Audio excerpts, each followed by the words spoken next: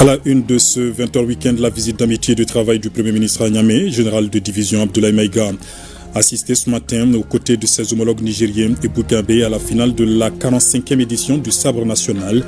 Le championnat de lutte traditionnelle est une compétition emblématique qui rassemble chaque année les meilleurs lutteurs du Niger. Les ministres en charge de la communication de l'AES étaient réunis ce dimanche à Bamako. Ils ont validé notamment les documents de création de la télé, de la radio et d'une plateforme digitale AES. Le but, faire face à la cabale médiatique contre les 3 États du Sahel.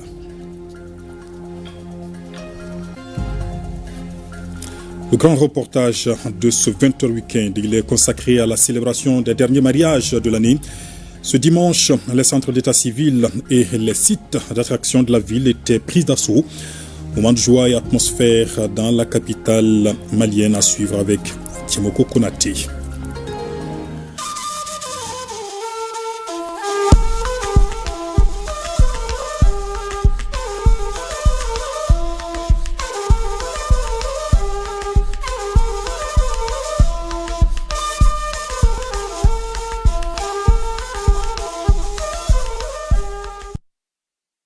Bonsoir à toutes et à tous, bienvenue dans ce 20h week-end Cap sur Niamey, où se trouve depuis hier le Premier ministre pour une visite d'amitié et de travail. Ce matin, le chef du gouvernement a assisté aux côtés de ses homologues du Niger et du Burkina Faso à la 45e édition du Sabre national. C'est un championnat de lutte traditionnelle qui rassemble chaque année les meilleurs lutteurs du pays, le Niger. Le vainqueur du trophée obtient un chèque de 12 millions de francs CFA et plusieurs autres cadeaux, nous signalent nos envoyés spéciaux Mamari Koné et Aliou Touré. Une séquence de l'événement, de la cérémonie de ce matin, tout en images.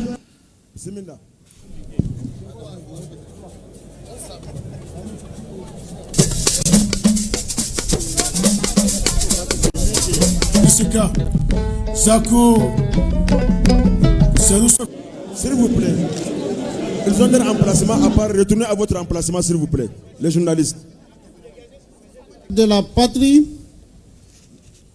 Monsieur le ministre d'État, Mesdames, Messieurs les ministres. C'était là donc le Premier ministre Abdoulaye Maïga qui assistait donc ce matin à la finale de la 45e édition du Sabre national. Nous y reviendrons dans nos futures éditions avec Mamari Koné et Aliou Touré. Ici à Bamako, les ministres chargés de la communication et des TIC de la Confédération des États du Sahel étaient réunis ce dimanche.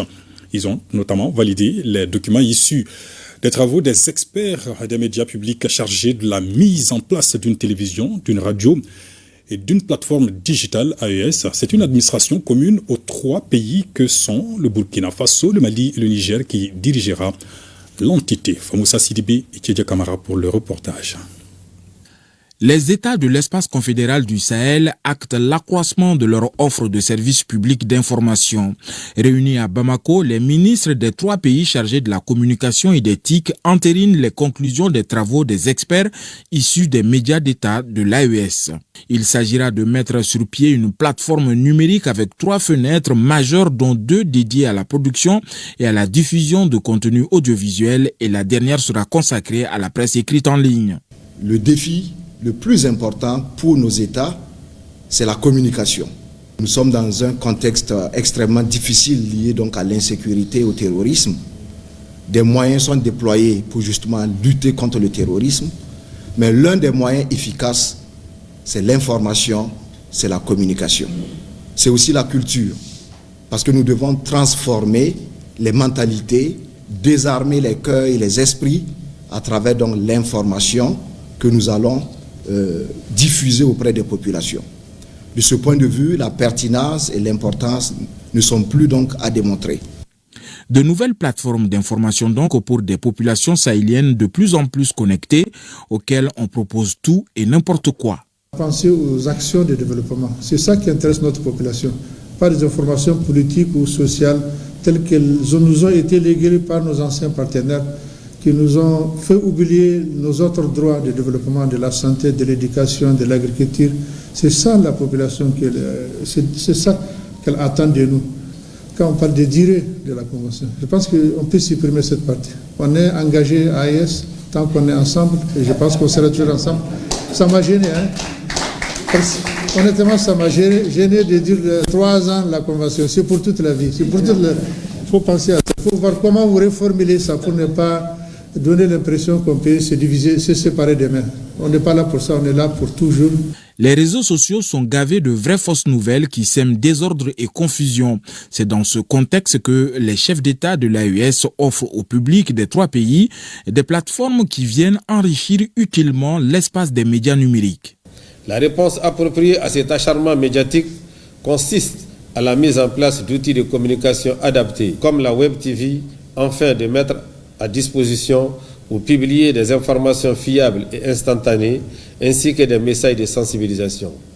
Toute chose qui nous permettra de nous distinguer et de déconstruire les contre-vérités afin de rassurer les populations de la communauté internationale du bien fondé de la marche amorcée par les peuples souverains de notre confédération.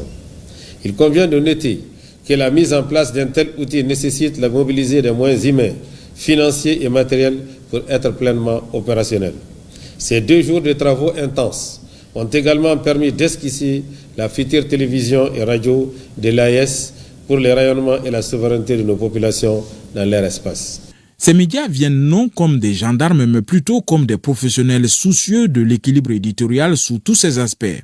Le Mali, dont le chef d'État est aussi président de la Confédération, a offert à ses hôtes une visite guidée du chantier de la nouvelle tour de l'ORTM sur la route de Kati. Sur place, les grosses œuvres sont presque terminées, de l'amphithéâtre de 500 places assises aux 13 studios mixtes en passant par les 56 bureaux du complexe étalés sur les 9 hectares du domaine. Les vues faciales sur Bamako et dorsales sur Kati sont imprenables, nous confiera le directeur général de la RTB. Au Burkina Faso, dispositif sécuritaire spécial à Bobo-Dioulasso en cette période de fête de fin d'année. La police nationale multiplie des actions de sécurisation de la ville pour parer à tout risque. Le commissaire central de la police de Bobo-Dioulasso était face à la presse pour mieux informer et sensibiliser les populations. Lamine Karantao et Ismaël Saturnin, Paris. Les périodes de fêtes de fin d'année sont des moments privilégiés, de grands mouvements, où le flux urbain s'accentue. Ces moments sont également choisis par les délinquants pour commettre des infractions. C'est dans ce contexte que la police nationale de la ville de Bobo-Dioulasso, comme à l'accoutumée, a entrepris des actions pour permettre aux populations de vaquer à leurs occupations en toute quiétude. Pour ce faire, un dispositif sécuritaire spécial allant de la période du 15 décembre 2024 au 15 janvier 2025 est mis en place. Cette conférence de presse est le lieu de donner les détails utiles sur ce dispositif. Les objectifs que nous attendons, c'est la sécurisation de la ville de Bobo-Dioulasso pendant la dite période, en rassurant les populations, en dissuadant les individus mal intentionnés afin qu'ils ne passent pas à l'acte. Pour plus d'efficacité, les équipes commises à la mission de sécurisation seront entre autres chargées de sillonner les artères de la ville et procéder à des interpellations si nécessaire. Les services de police engagés dans la mission de sécurisation sont chargés d'investir les zones criminogènes de la ville, de jour comme de nuit, d'effectuer des patrouilles de sécurisation dans la ville de Bobo-Dioulasso, de jour comme de nuit également, de contrôler les identités des personnes suspectes, de procéder à des fouilles, assister les personnes en détresse, sensibiliser les usagers de la route, réglementer la circulation routière, collecter les informations en lien avec l'insécurité sous toutes ses formes, surveiller les carrefours et enfin interpeller et réprimer si nécessaire. Déjà, les actions entreprises sur le terrain, au dire des conférenciers, ont produit des résultats, notamment 455 engins en fourrière, 46 personnes, dont 10 mineurs, interpellés dans le cas de consommation de drogue et autres produits prohibés saisis. Actualité AES, toujours déclaration du collège des chefs d'État de la Confédération des États du Sahel. On en reparle avec la série de rencontres organisées à travers le pays. Objectif informer et sensibiliser les leaders traditionnels et religieux sur le contenu de cette décision. Le point à Kita avec Mahamadi Ali Oubari, à Bougouni avec Jafar Aïdara et à Nyoro avec Moussa Diakité. Dans un exposé lunaire du contrôleur principal de la police nationale, Sori Ibrahim Sidibé, non moins directeur régional de Kita, sur la déclaration du 22 décembre dernier du Collège des chefs d'État de l'AES, le mot d'ordre ici reste le soutien sans réserve aux actions de souveraineté enclenchées par le président, général d'armée Assimi Goïta, capitaine Ibrahim Traoré et le général Abdraman Tchani. Les acteurs socio-professionnels de Kita disent oui au retrait immédiat du Burkina Faso, du Mali et du Niger de la CEDEAO. Tout Kita est comme un seul homme dans cette affaire. La transition est notre bébé, sauf la volonté de Dieu. Que la décision de l'AES soit irréversible au nom de l'unité des plus hautes autorités. Ce que nous souhaitons, c'est l'unité des hommes, au nom de l'unicité de Dieu. Chaque citoyen doit redoubler de vigilance autour de soi, sans distinction de religion. Ainsi, une paix inclusive perdurera pour notre bien-être. Les forces vives de la région invitent les dirigeants de l'AES à maintenir la dynamique de contrer toute tentative de déstabilisation de l'espace. Il a été dit ici que c'est l'AES des peuples. Les décisions qui se prennent sont dans l'intérêt de nos populations. Et nos populations en sont conscientes. Et elles ont réagi consécutivement pour prouver aux plus hauts dirigeants de ces trois pays qu'elles les accompagnent.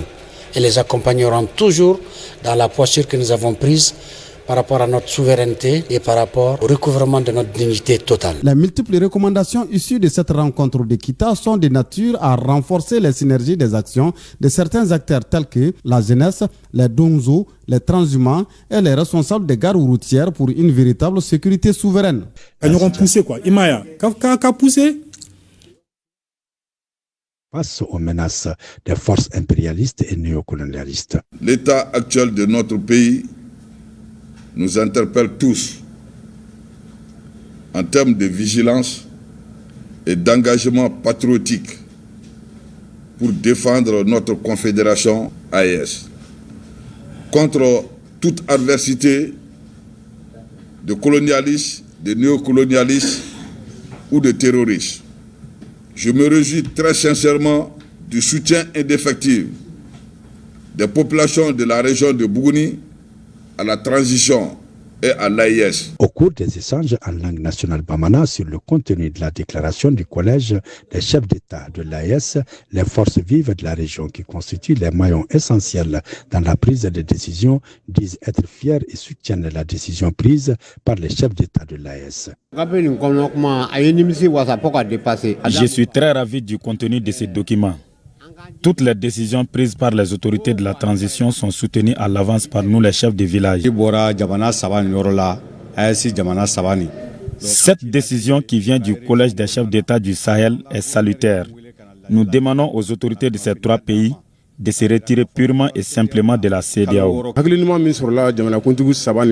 Nous remercions les chefs d'État de ces trois pays pour cette belle initiative. Cette décision rend ces trois États libres, souverains et indépendants. Après cette rencontre, nous allons faire le compte rendu à la base. Cette rencontre d'information et de sensibilisation a pris fin par des bénédictions pour la paix, la stabilité et la cohésion sociale au Mali et dans les autres pays de la Confédération. Dans un élan de synergie d'action, les légitimités traditionnelles et l'ensemble des couches sociales de la région du Nioro affirment leur adhésion à la décision de sortie de la CEDEAO par les trois pays de l'AES et s'engagent à défendre et à soutenir à tout prix la déclaration faite par les chefs d'État de la Confédération. Les légitimités traditionnelles de la région du Nioro s'engagent par ma voix de soutenir de bout en bout la décision des chefs d'État de l'AES, c'est-à-dire le Mali, le Burkina et le Niger, la CEDEAO, et que nous nous sacrifierons, même s'il faut verser le sang, pour soutenir la décision de la sortie de la CEDEAO. Et ce serait une fierté pour nous de prendre notre liberté totale. Occasion pour les autorités régionales de saluer ces artisans de paix pour cette décision et d'exprimer leur accompagnement pour instaurer la quiétude, la paix et le vivre ensemble. Au nom du gouverneur, je suis très content avec tous mes collègues ici présents que nous avons réussi à transmettre le message et que Nioro, la région de Nioro, à travers toutes les légitimités, s'engage vraiment à soutenir les chefs d'État de l'AES dans leurs décisions pour la sortie de la CEDEAO et ils s'engagent par ailleurs aussi à les accompagner, à les soutenir dans tous les cas pour traverser l'épreuve. La déclaration des dirigeants de l'AES est fortement soutenue également par les légitimités traditionnelles et religieuses dans les régions de Nara et Douila. Je n'en dis pas plus. Suivons plutôt ces reportages signés Idrissa Keïta et Bokari Koulibaly. La prorogation unilatérale du retrait des pays de l'AES et de la CEDEAO pour une durée de 6 mois est perçue comme une atteinte à la souveraineté des pays membres de la Confédération des États du Sahel, voire des manœuvres étrangères visant à les déstabiliser. Face à ces menaces, le collège des chefs d'État de l'AES, à travers une déclaration commune, sonne l'alerte et adopte des mesures fortes. La mise en œuvre de ces mesures appelle à un engagement patriotique des forces vives de nos 3 nations.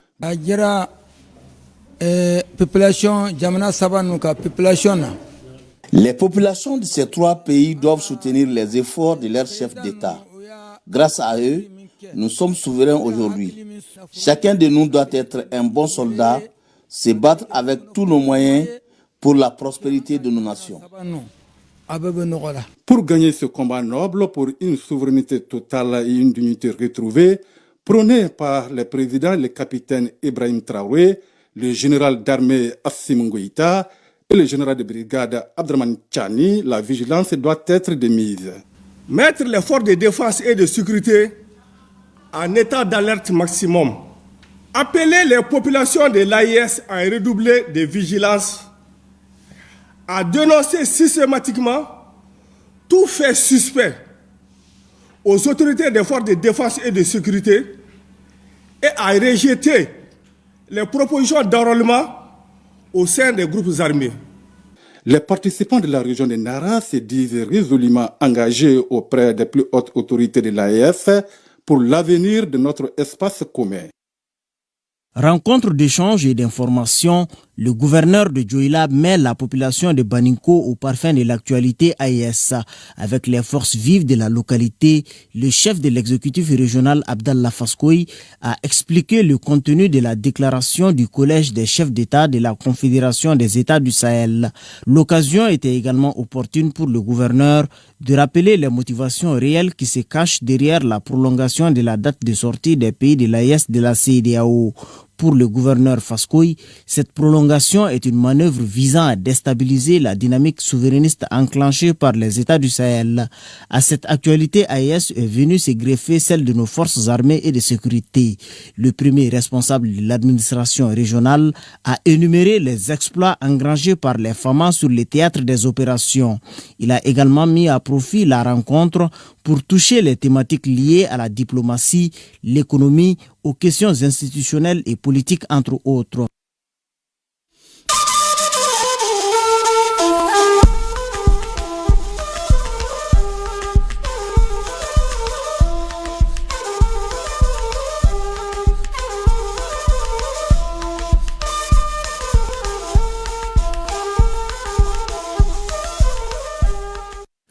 Dimanche, à Bamako, jour de mariage, surtout en cette fin d'année. C'est le sujet du grand reportage de ce 20h week-end. Ce 29 décembre, les centres d'état civil et les sites d'attraction de la capitale étaient pris d'assaut, moment de joie et ambiance de célébration des derniers mariages de l'année. C'est dans ce grand format signé Timoko Konaté et Souleymane Diabaté.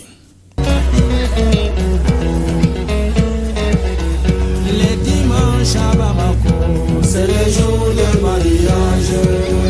Salle de célébration des mariages de la mairie de la commune 4 du district de Bamako en ce 29 décembre 2024. Devant l'officier de l'état civil, un jeune couple désiré de convoler en noces. Accompagné de l'heure pour la circonstance, mademoiselle Korotomo Diabaté et Makan Kanouté s'imbibent des préceptes régissant la vie des couples avant de recevoir la formule consacrée à cette union sacrée. En vertu des pouvoirs qui me sont conférés, je vous déclare unis par les liens sacrés du mariage. Quels sont les sentiments qui vous animent présentement? C'est inexplicable. Ça, je vais le vivre pour toute la vie avec celle-là. On a traversé beaucoup de temps ensemble. Je suis très heureuse. L'homme de ma vie, Je l'aime beaucoup, je vais rester toute ma vie. À l'image du couple Kanouté, nombreux sont les jeunes Bamakois à passer devant l'officier de l'état civil ce dimanche, le tout dernier de l'année. Une volonté manifeste de boucler 2024 dans l'ardeur charnelle. Un clin d'œil au centre-ville suffit pour s'en rendre compte. C'est le cas à titre d'illustration ici à l'ACI 2000, un endroit stratégique attirant de plus en plus les nouveaux mariés et les accompagnants, chacun voulant profiter du décor verdoyant. Il est environ 10 heures, difficile de se frayer un chemin.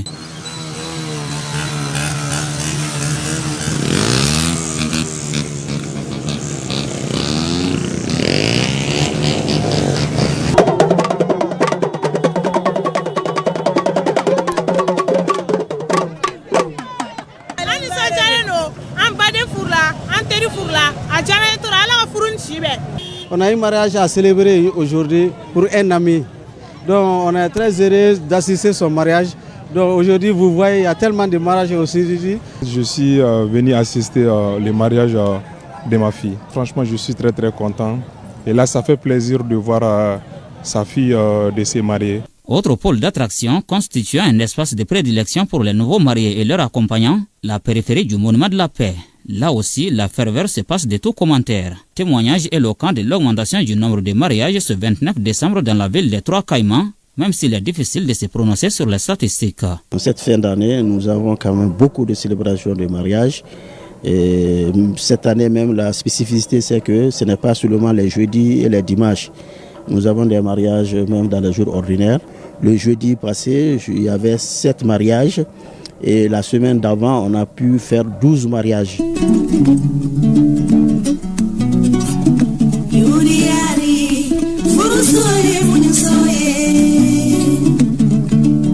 Vous savez, nous sommes dans un pays où on a des coutumes, on a des règles. Quand une fille quitte chez elle, elle va dans une famille. C'est la famille d'accueil. Elles doivent avoir déjà l'état d'esprit de dire que je vais rester ici. Forcément, il y a souvent des conflits. Et ces conflits, on leur donne des conseils pour qu'ils puissent communiquer entre eux. Conseil des sages dont le respect y va de la viabilité des liens sacrés du mariage que ces jeunes couples célèbrent ainsi dans l'allégresse. Eu égard à la grande ferveur qui prévaut, on peut affirmer sans risque de se tromper que la traditionnelle mobilisation grandeur nature a été une fois de plus respectée dans la ville des Trois Caïmans.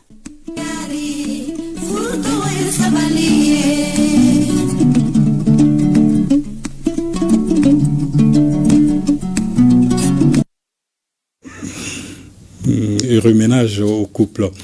L'engagement citoyen d'une centaine de personnes célébré la nuit dernière à Bamako. C'est à la faveur de la première édition de la nuit dite du citoyen. Les lauréats sont sélectionnés avec le concours des mairies dans 4 catégories. Les précisions avec Abdul Karim Kaba. En tout, 108 personnes ont été retenues pour leur engagement dans la promotion du civisme et de la citoyenneté. Ces personnes s'engagent ainsi dans la construction de la communauté. Ces lauréats ont été choisis dans les 6 communes du district de Bamako, la commune rurale de Kalabankoro, la commune de Kati et la commune du Mandé. Pour la première nuit du citoyen, les 4 catégories de sélection sont le trophée d'excellence en engagement citoyen, le trophée de la femme citoyenne engagée, le trophée de l'entrepreneur citoyen et le trophée de la redevabilité financière citoyenne. Célébrer un exemple, quelqu'un qui travaille pour le développement de son pays, ça ne peut que motiver les autres à redoubler d'efforts pour être reconnus aujourd'hui. Donc je profite de ce micro pour lancer un appel solennel à toute la jeunesse du Mali de resserrer les rangs, que nous puissions aider les plus hautes autorités dans ces moments de défi. Je suis très honoré pour le choix à ma modeste personne. J'ai dit aux jeunes de travailler, doubler leur ceinture. Pour le développement du pays, union fait la force, comme leur slogan. Célébrer l'excellence citoyenne, le civisme, c'est pour mieux renforcer l'engagement et la solidarité au service de la nation. Une cérémonie juste pour dire merci à tous ces acteurs-là qui ne sont pas dans cette salle, vous qui les représentez, pour leur dire qu'il faut continuer et c'est sur cette seule voie que nous pourrons apporter le changement dans notre pays. Dans toutes les grandes nations, il y a eu des moments difficiles, pour ne pas dire très difficiles. Toutes les grandes nations ont vécu des guerres, toutes les grandes nations ont vécu des conflits. Nous le vivons, nous continuons à le vivre. Mais dans ces grandes nations, à un moment donné, un acteur ou des acteurs sont venus pour dire stop, il faut changer la dynamique. Et aujourd'hui, nous avons la chance d'avoir des autorités qui ont dit stop, il faut changer la dynamique. Et cette dynamique-là, dans toutes ces grandes nations, toutes les réformes qui ont été faites, ces réformes ont marché parce qu'il y a des jeunes qui se sont appropriés ces réformes-là. Et aujourd'hui, c'est ce rôle qu'on nous demande dans notre pays. En magnifiant ces hommes et femmes, l'État du Mali, à travers le ministère de la Jeunesse et des Sports, chargé de l'instruction civique et de la construction citoyenne, veut cultiver un nouveau type de Maliens engagés, motivés dans un Mali apaisé et prospère. Le CNPV, Centre national de promotion du volontariat, présente son nouveau programme appelé Yiriba. Il est conçu pour encourager les seniors à partager leurs expériences et autres compétences au sein de la communauté. Les explications dans ce reportage signé Daouda Koné. Donner un peu de son temps aux autres, tel est le slogan du tout nouveau programme du Centre national de promotion du volontariat CNPV. Ce programme s'appelle Yiriba. Il a été lancé au cours d'une conférence de presse. Cette retrouvaille avec les hommes de médias a permis aux responsables du CNPV et leurs invités de parler du bien fondé du programme. C'est une belle initiative, une invitation des seniors, des aînés à se mobiliser et à consacrer suffisamment de temps, enfin quand ils le peuvent, aux jeunes. Mais il ne s'agit pas seulement qu'une question de temps, mais aussi de partage de connaissances et de valeurs. Et Dieu seul sait que nous en avons besoin aujourd'hui. Des Yiriba, ça veut dire des volontaires. Un volontaire, c'est celui-là qui fait un travail avec amour. Simplement. C'est celui-là qui s'engage à servir sa nation sans rien attendre en retour. Les journalistes présents à la conférence ont profité de l'occasion pour s'informer sur le programme Yiriba. Monsieur Kamara, directeur général du Centre national de promotion du volontariat CNPV, a formulé une demande pour la réussite de ce programme. Vous voyez qu'il est temps aujourd'hui que nous puissions vendre ce concept-là. Mais ce concept, nous, en tant que CNPV, nous ne pouvons pas toucher le Mali. C'est pour ça qu'on nous a fait appel. Les organes de presse, écrites, audiovisuels et du web, pour que vous puissiez aussi porter ce message-là, pour que nous puissions tous être des Yiriba. Le programme Yiriba du Centre national de promotion du volontariat CNPV se propose de renforcer les capacités des agents des services publics, favoriser le mentorat éducatif, mettre en place des groupes de discussion et faire du réseautage intergénérationnel. Coup d'œil sur l'actualité régionale avec d'abord un mode politique. 20e conférence nationale de l'ADEMA-PASJ à Koulikoro. C'est autour du thème engagement et mobilisation pour l'ancrage du parti dans un Mali uni et en paix. Djemba Moussa Konaté. Cette instance du parti de l'abeille se tient à un moment où la formation politique se remobilise à jouer son rôle de premier plan dans la quête de l'unité nationale. Pour ce faire, l'ADEMA-PASJ entend consolider l'ancrage du parti en mobilisant ses militants, en les formant et en les préparant à relever les défis politiques, économiques et sociaux. L'ADEMA-PASJ, fort de ses valeurs, de son histoire et de la capacité de ses militants, demeure engagé à œuvrer pour la réconciliation, la paix et l'unité dans notre pays. La situation socio-économique du Mali en 2024 a été marquée par des défis considérables. Le pays continue de faire face à des difficultés économiques exacerbées par l'instabilité politique et sécuritaire qui ont pesé lourdement sur la vie quotidienne de nos concitoyens. Au cours de la rencontre, les conférenciers ont échangé sur le rapport d'activité du comité exécutif, le rapport des commissions spécialisées, entre autres. Les partis amis invités pour prendre part à cette conférence ont tous exprimé leurs préoccupations pour la sauvegarde de la démocratie malienne. Ils ont invité les dirigeants de l'ADEMA-PASJ à redoubler d'efforts pour rassembler les Maliens en tant qu'acteurs du mouvement démocratique. Le président par intérim du parti reste convaincu que sa formation politique a un avenir prospère devant elle. Notre parti doit continuer à jouer son rôle dans cette quête de l'unité nationale. Il doit être à l'avant-garde des réformes nécessaires pour un Mali réconcilié et résilient. Dans cette optique, notre objectif reste de consolider l'ancrage de notre parti dans tout le pays. Le thème de cette année, à savoir engagement et mobilisation pour l'ancrage du parti dans un Mali uni et en paix, est une invite à tous les militants à redoubler d'efforts pour renforcer le parti, à devenir des acteurs incontournables dans la transformation de la société. Nous vous l'annoncions hier à Sikasso, en marge de la rentrée solennelle de la formation professionnelle. Un nouveau centre est inauguré pour accueillir une centaine de jeunes et de femmes. L'infrastructure est inaugurée par la ministre de l'Entrepreneuriat, de l'Emploi et de la Formation professionnelle, Moussokoro Sirimi Taïrou Konaté. La formation professionnelle en mode décentralisé, facteur de développement local, de lutte contre le chômage, l'extrémisme violent et la migration irrégulière. C'est la principale thématique animée par des spécialistes de l'emploi et de la formation professionnelle pour marquer la rentrée solennelle de la formation professionnelle 2024-2025 à Sikasso. Une cérémonie qui regroupe l'ensemble des forces vives de la région, soucieuses de l'insertion socio-professionnelle des jeunes et des femmes. Cette cérémonie prend toute sa signification dans le contexte national actuel, marqué par la ferme volonté de reconquérir pleinement notre souveraineté et de garantir notre indépendance économique sous la conduite éclairée de son Excellence le général d'armée Assimi Goïta.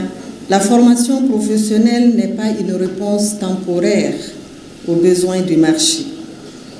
Elle est la clé pour assurer une croissance économique soutenue, équitable et durable.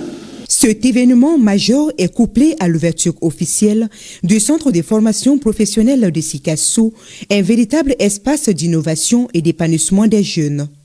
Bâti sur une superficie de près de 3 hectares, avec une capacité d'accueil de 125 apprenants, l'établissement comporte des infrastructures modernes et équipées, avec des filières de formation adaptées aux nouvelles exigences du marché du travail, telles que la transformation agroalimentaire, l'entretien et la maintenance des équipements agricoles et post-récolte et la gestion des intrants. Les multiples objectifs visés par cette initiative sont entre autres renforcer l'adéquation formation-emploi en adaptant les offres de formation aux besoins du marché, favoriser le développement local en formant des compétences adaptées aux besoins des entreprises et des collectivités. C'est une nouvelle ère de possibilités pour nos jeunes, un avenir dans lequel la formation professionnelle est le levier principal de la réussite collective. Cette double cérémonie est une occasion saisie par l'Association des centres privés pour la formation professionnelle pour évoquer les défis auxquels le secteur est confronté. En marge de ces activités, la ministre Oumou Salsek a eu une rencontre d'échange et de prise de contact avec les services déconcentrés de son département avant de rendre une visite de courtoisie aux notables de Sikasso. Le chef d'état-major général adjoint des armées poursuit sa visite dans les localités de la 4e région militaire du Mali. Le général de division Keba Sangaré était ce samedi à Bafoulabé, à 150 km de Kaye. Objectif s'imprégner des conditions de vie et de travail des hommes sur le terrain. Kansoutou Kanouté. Après les étapes de Kaye et de Yélimane, le chef d'état-major général adjoint des armées, général de division Keba Sangaré, accompagné de sa délégation, a mis le cap sur le premier cercle du Mali, Bafoulabé. Dès son arrivée, il a rencontré la société civile et les autorités administratives. Au cœur des échanges, l'évaluation de l'environnement sécuritaire et une discussion sur les questions d'actualité avec les troupes, à savoir l'amélioration des conditions de vie et de travail des hommes sur le terrain. Colonel Ongoïba a exprimé toute sa satisfaction satisfaction par rapport à l'engagement et à la détermination des troupes pour défendre corps et âme l'intégrité du territoire national. Le militaire, c'est la discipline, c'est le moral. Et à tous les niveaux, à Yélimani, hier j'ai vu les hommes engagés, ils ont le moral au pic. Et ici, c'est un sous-lieutenant qui commande, mais il a respecté les principes de la guerre. C'est l'OTC, c'est l'articulation. Ils sont bien organisés en petits groupes de combat. Vraiment, malgré leurs moyens, les hommes sont engagés. Je suis vraiment satisfait de leur comportement et leur disposition tactique sur le terrain. À l'issue de la visite, le chef d'état-major général adjoint des armées s'est dit très fier d'avoir rencontré des hommes déterminés et conscients de la portée des missions qui leur sont assignées. Satisfaction totale parce que je suis venu rencontrer une troupe qui, après des actions bien combinées, ils ont infligé des pertes à l'ennemi. Une troupe qui a le moral, un commandement qui a l'ascendant sur sa troupe et la troupe a confiance à leur chef. Au-delà de tous ces facteurs, nous avons trouvé une population, une administration au service du peuple du Mali. L'appui et le soutien qu'ils apportent à nos femmes au niveau de toutes les positions dont nous avons passé. Aujourd'hui, c'est avec une fierté que nous rentrons faire des comptes rendus fidèles au chef d'état-major général des armées qui nous a envoyés pour venir au plus près des troupes pour les dire félicitations et surtout les encourager, les présenter les vœux de nouvel an de toute la hiérarchie militaire et que 2025 soit une année vraiment pleine d'espoir pour les femmes. Nos compassions aux familles des disparus et surtout prompt rétablissement aux blessés. Ensemble, nous gagnerons la victoire finale. Notons que le chef d'état-major général adjoint des armées a rassuré les populations de la détermination des forces armées maliennes à se donner corps et âme pour défendre la patrie, tout en les invitant à collaborer étroitement avec l'armée. Restons dans la région avec le coup d'envoi CAI de la deuxième édition du festival CAI Kumbé. Initié par le mouvement Ambiko, l'événement est couplé à une foire d'exposition organisée en collaboration avec la délégation régionale de la Chambre de commerce et d'industrie de CAI. On en sait plus avec Balkissa Sadibou Chérif Aïdara. La deuxième édition du festival CAI Kumbé, c'est un grand podium sur lequel se produiront plus d'une centaine d'artistes du Mali et d'ailleurs. CAI Kumbé, c'est aussi une foire d'exposition en collaboration avec la délégation régionale de la Chambre de commerce et d'industrie du Mali à CAI, où plus de 300 stands accueillent des acteurs de différents secteurs d'activités socio-économiques et culturelles venus des 4 coins du Mali.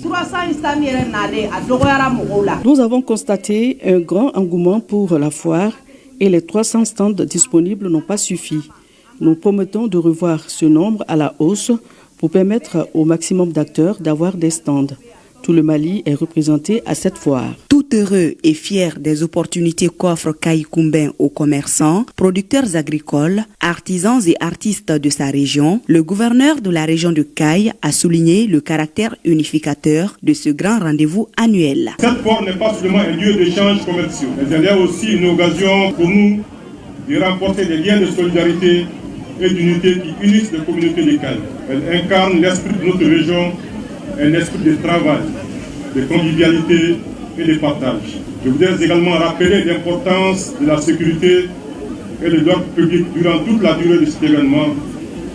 Il est notre responsabilité collective de veiller à ce que cette foire et les autres activités de fin d'année se déroulent dans les meilleures conditions possibles. Le festival CAI Kumbé est davantage un acte de refondation de la nation, de reconstruction sociale et économique, de consolidation de notre identité commune, de valorisation de notre génie créateur, de renforcement de l'unité nationale, de notre cohésion sociale et de notre vivre ensemble.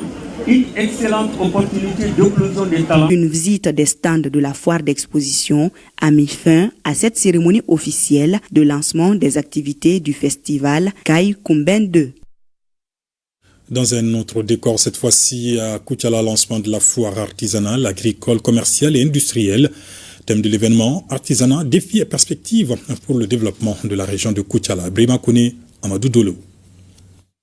Mamala Chantara est une foire dédiée à la valorisation des produits artisanaux, agricoles, commerciaux et industriels made in Mali à travers une exposition vente et un défilé de mode. Cette année, la deuxième édition de cette foire est officiellement lancée dans le terrain municipal de Koutiala.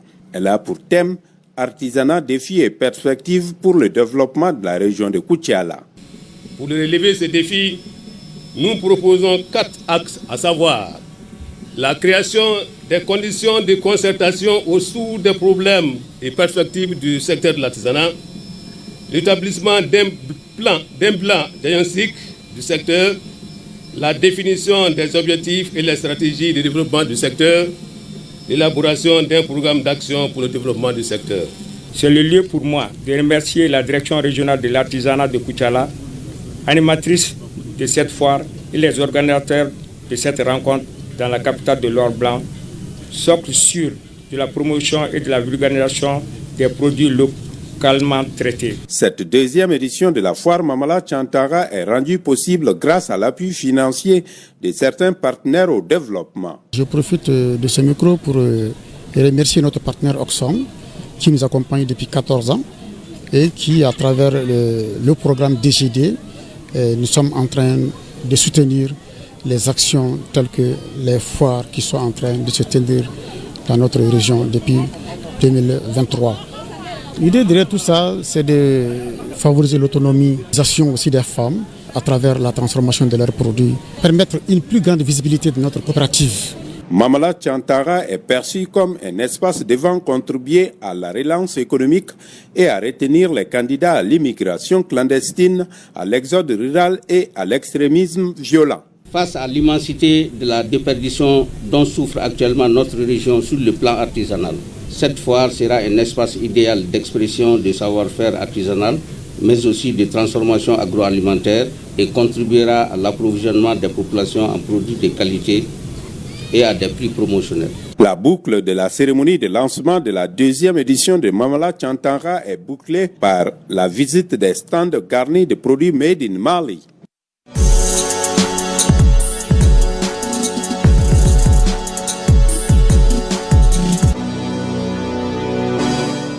Sport Weekend, c'est avec Koudi Sibi en plateau avec moi. Bonsoir Koudi. Bonsoir Ibrahim, bonsoir à tous. Du football avec les aigles locaux qui n'iront pas à la phase finale du CHAN, championnat d'Afrique des Nations. Ils ont été éliminés cet après-midi par l'équipe de la Mauritanie. Oui Ibrahim, il y avait un impératif de victoire pour les aigles à prime après avoir perdu 1-0 à l'aller. Donc il fallait donc réagir. Ce qui n'a pas été fait, les protégés de Baïba se sont contentés d'un insuffisant 0 but partout. Et par conséquent, c'est la Mauritanie qui se qualifie aux dépens de nos aigles à prime. Je vous propose d'écouter la réaction du sélectionneur malien Baïba juste après la rencontre. Tout ce qu'on devait faire pour gagner ce match, je pense que ça a été fait. C'était seulement de mettre le ballon dans le but, ce n'est pas mon rôle.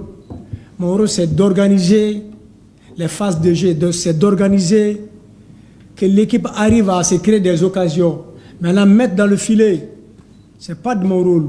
J'ai motivé, j'ai essayé, j'ai tenté, j'ai donné des consignes. Bon, après, voilà. C'est la volonté du Dieu, quoi. Je ne peux pas les remplacer, je ne peux pas me mettre à la place du bon Dieu. Je ne peux pas le faire.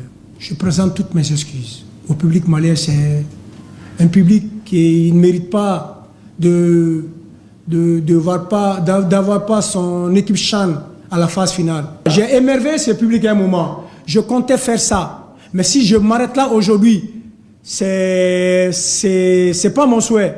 Je présente toutes mes excuses qu'au premier responsable, que l'enfant qui vient de se naître tout de suite. Voilà. Voilà, Ibrahim, on ajoute que la phase finale de ce championnat d'Afrique des Nations CHAN est prévue du 1er au 28 février. Ce sera dans 3 pays, à savoir le Kenya, l'Ouganda et la Tanzanie. Et la compétition regroupera 16 sélections nationales composées des joueurs évoluant dans un club de leur pays. Alors, Koudi, nos clubs se préparent pour la prochaine journée des compétitions africaines.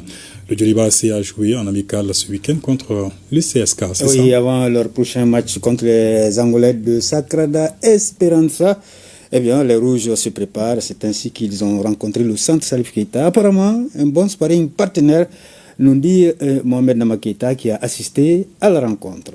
Un penalty transformé par Zoumana Sempara à la demi-heure de jeu, c'est l'unique but de cette rencontre préparatoire de l'équipe championne du Mali contre les jeunes du centre Salif Keita en pleine reconstruction. C'est une jeune formation du centre Salif Keita sans complexe que le Djoliba AC a choisi pour affûter ses armes avant son déplacement en Angola pour le compte de la 4e journée de la phase de groupe de la Ligue des champions africaine. Les locaux dominent dès l'entame, mais trouvent en face un portier Ibrahima Koulibaly vigilant dans les filets du CSK. Sous la pression des assauts répétés des poulets du coach Demba Traoré, la défense des visiteurs finit par lâcher sur cette faute dans sa surface de réparation. L'arbitre siffle penalty. De retour de blessure, Youssouf Sempara, entré un peu plus tôt, ne tremble pas face au portier Ibrahima Koulibaly. 1-0. Au retour de la pause, les centristes reviennent mieux organisés. Ils parviennent à bousculer sérieusement l'équipe championne du Mali, mais pêchent par inexpérience dans les derniers gestes. CSK s'incline pour la 3e fois, cette fois-ci sur le plus petit des scores. On a vraiment fait un travail intense depuis l'été dernier et les fruits sont en train de se faire montrer là. Maintenant, on voit les résultats. Je sais qu'il y a eu beaucoup de travail derrière et je veux vraiment remercier mes frères qui étaient vraiment derrière, qui ont beaucoup fait. Et le coach Koli. C'est une équipe très jeune, on va dire, qui aime jouer avec le ballon. On a vu des choses, on a montré des belles choses aussi, on a montré aussi des lacunes qu'on va corriger. Je pense que c'était un très très bon test pour nous. Avant ce match retour contre Sakrada Esperanza d'Angola le 5 janvier, le Djoliba Assi a trouvé un adversaire à sa taille. Malgré la défaite, la prestation des jeunes réconforte les dirigeants du centre Salif Keita dans leur projet de bâtir un centre de formation digne de ce nom. Bonne chance à nos clubs en compétition et bon courage au CSK, c'est ça, hein? Oui, tout à fait. Bien. Alors, handball à présent, les dames du Sigui de Caille et les hommes de l'USFAS ont remporté hier les trophées de la Supercoupe. Oui, chez les dames, le Sigui de Caille l'a emporté 26-24 devant l'AS Police. Et puis, c'était plus serré au niveau des hommes entre l'USFAS et le Momaïra Kati. Les militaires ont fini par s'imposer 27-26. Famourou Djouté a suivi les 2 rencontres. L'Union sportive des forces armées et de sécurité, USFAS, a raflé tous les trophées nationaux de la saison en handball sur le plateau masculin. Après le championnat et la Coupe du Mali, les militaires ont remporté la Supercoupe face au Momaïra AC de Kati sur un score étriqué 27-26. Le Momaïra AC a rapidement pris l'ascendant sur son adversaire du jour. À la mi-temps, le score était très serré, 13-10, en faveur des Catois, reflétant l'engagement des joueurs des deux côtés. Après la pause, l'expérience collective de l'USFAS a fait la différence. Dans les dernières minutes du match, Momaïra AC, devant au score depuis le coup d'envoi, a éprouvé des difficultés à gérer la pression. La perte de plusieurs ballons cruciaux et une gestion du temps de jeu peu optimale ont permis à l'USFAS de reprendre l'ascendant. L'USFAS a ainsi su imposer son rythme et profiter des erreurs adverses pour s'imposer in extremis 27-26. Chez les dames, le Sigui de Caille remporte la Supercoupe Marcel Dako 2024 face à l'AS Police. Le vainqueur du championnat national de jeunes vêtus défiait le détenteur de la Coupe du Mali. Ce duel promettait d'être riche en émotions et il a tenu toutes ses promesses. Dans les dernières minutes, la fatigue a commencé à se faire sentir. C'est à ce moment-là que la jeunesse du Sigui, 20 ans de moyenne d'âge, a fait parler d'elle. Avec des arrêts décisifs de leurs gardiennes et des jeux d'équipe bien exécutés, les Kaizen ont réussi à s'échapper de 2 points. Résultat final, 26-24 en faveur du Sigui de Caille. Je retiens qu'au handball maintenant il n'y a plus de favoris. Donc les équipes s'entraînent régulièrement et cela grâce à la bonne politique des autorités de la transition. Aucune équipe n'est désormais à la traîne.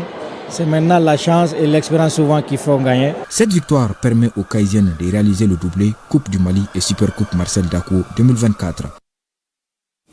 Voilà, on va donc dire qu'on aura justement beaucoup de nouvelles sportives sur le handball. Mais en attendant, on va juste faire un clin d'œil au championnat national de natation, dont vous allez voir les images tout à l'heure, et pour dire que 120 nageurs ont pris part à ce championnat national de natation. La Ligue de Bamako a remporté le trophée avec 18 médailles, 11 or, 2 argent, 5 bronzes. Caille est arrivé en 2e position et Koulikoro s'est classé 3e. Voilà donc pour les images justement de ce championnat national de natation.